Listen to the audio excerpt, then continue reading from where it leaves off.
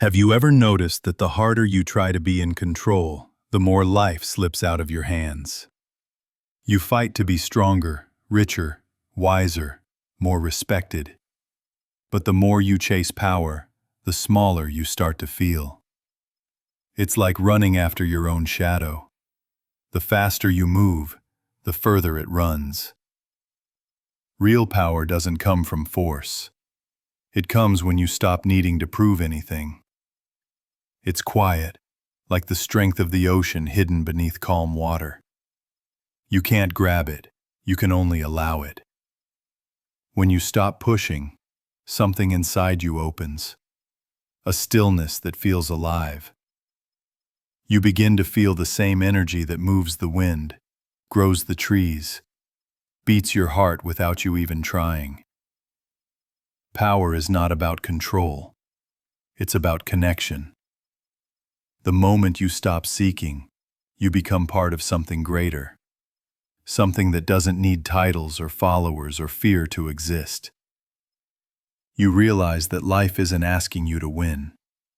It's asking you to remember who you already are. Maybe the real question isn't, how can I gain more power? But, what happens when I no longer need it? In the modern world, power is often worn like a costume. We see it in tall buildings, luxury cars, loud speeches, and perfect photos online. People chase these symbols because they believe that if they look powerful, they are powerful. But this kind of power fades the moment no one is watching. Look at the biggest countries, the ones everyone calls powerful. They have money, weapons, and control. Yet their leaders live with fear. Fear of losing influence, fear of public opinion, fear of being replaced. You can see it in their eyes when they speak. Behind the confidence is pressure, not peace. True power doesn't need to shout. It doesn't live in fear. Think about Hollywood stars or billionaires. Many have everything that power promises: fame, wealth, followers. But why do so many of them end up lost, addicted, or deeply unhappy? Because they reached the top of the mountain and found it was empty. They learned that success without inner peace feels like gold without light. It shines, but it doesn't warm. Real power comes from what you can't lose. It's in people who stay calm when others panic, who speak truth even when it costs them, who don't change their values for approval. It's in a teacher shaping lives quietly, in a mother who raises her children with love instead of control, in an old man who forgives instead of taking revenge. The world teaches us to look powerful, but life teaches us to be powerful. One comes from fear, the other from understanding.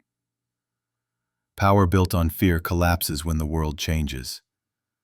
But the kind that comes from truth, no one can take it away. So maybe real power isn't about rising above others. Maybe it's about rising above your own need to prove anything at all. There's an old story about a man who climbed a mountain to meet a wise hermit. The man wanted to learn the secret of power, how to control his destiny, how to make people respect him, how to never feel small again. When he reached the top, exhausted and proud, the hermit gave him a mirror. "Look," he said, "here is your answer." The man grew angry. "I came all this way for a mirror?" he shouted. The hermit smiled. "Yes, because what you seek is not on the mountain. It's in the one who climbed it. That mirror still lives in all of us. We look at the world and think power is out there. Money, followers, position. But the mirror says, it begins inside. Until you face what's in that reflection, your fears, your hunger for control, you can climb every mountain and still feel empty. In ancient China, there's a saying, "The one who conquers himself is mightier than the one who conquers 10,000 men." And you can see this truth play out across history. Empires rise with force, then fall when that force turns inward and destroys them. But those who master their own minds, like the sages, poets, or humble monks, live in peace long after the noise fades. Even in today's world, you can see the two kinds of power. There's the power of dominance, the loud, visible kind we see in politics, business, and war. And then there's the quiet kind, the power of Gandhi fasting in silence, Mandela forgiving his captors, or a young woman standing for truth even when she's alone. The first kind bends others. The second kind transforms them. Life keeps offering us both mirrors and mountains. Most people keep climbing, chasing something just beyond reach.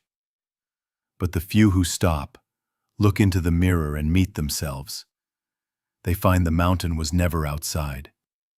It was inside all along. Real power begins in small, unseen choices. It's not about mastering others, but mastering your reactions. The moment you stop trying to control everything, you start gaining control of yourself. That's where all change begins. In everyday life, this means staying calm when someone disrespects you.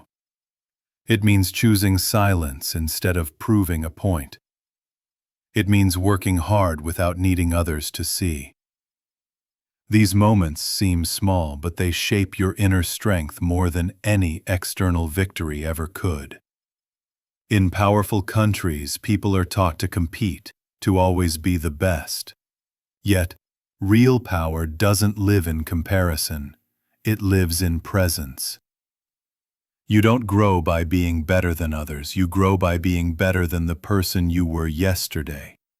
That's how quiet power builds. Day by day, action by action, moment by moment. If you want to feel powerful, stop trying to impress. Start aligning. Align your words with truth, your work with purpose, and your actions with peace. The world might not notice right away, but life itself will. Doors open for the calm mind because it no longer blocks its own way. True power is not about having everything under control. It's about trusting yourself when nothing is. When you no longer chase validation, you begin to attract respect. When you stop fighting the moment, you start flowing with life. That's when real transformation begins. When you stop trying to be powerful and start becoming whole. Look at Marcus Aurelius, the Roman emperor who ruled one of the greatest empires in history. He had everything: authority, armies, wealth. Yet he wrote in his private journal, "You have power over your mind, not outside events. Realize this, and you will find strength." He understood that real power isn't about control over others, but mastery over oneself. His empire could crumble, but his calm couldn't be taken. That's the lesson hidden in every age. Power built on ego fades, but power born from wisdom endures. You don't need a throne to lead. You only need self-awareness and integrity. In your own life, you'll face moments that test your control. People who provoke you, plans that fail, times when you feel unseen. The instinct will be to fight, to prove, to win. But growth begins when you choose patience over pride, clarity over chaos. That's when strength turns inward and becomes unshakable. True power is quiet. It doesn't need to announce itself, because it knows what it is. When you stop trying to be powerful and start being present, you move with the same intelligence that holds the stars in place. So the question remains, do you want to appear powerful or become it?